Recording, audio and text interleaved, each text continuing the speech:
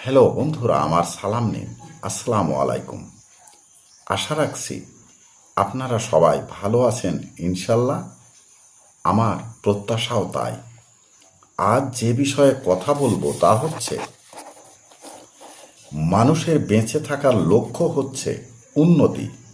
আর এই উন্নতির কল্পেই মানুষ দিনরাত নিরলস পরিশ্রম করে চলেছে। তবে তার বিপরীত দিকও আছে। যখন মানুষের উন্নতি হবে তখন মানুষ পদে পদে ভোগান্তিতেও পড়তে পারে।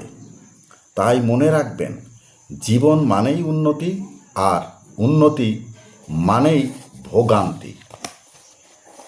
আজ এখানেই রাখার অনুমতি চাইছি। আবার দেখা হবে অন্য কোনো ভিডিওতে। আপনারা সবাই ভালো থাকুন, সুস্থ থাকুন এবং নিরাপদে থাকুন। শুভকামনা সবার জন্য সবসময়।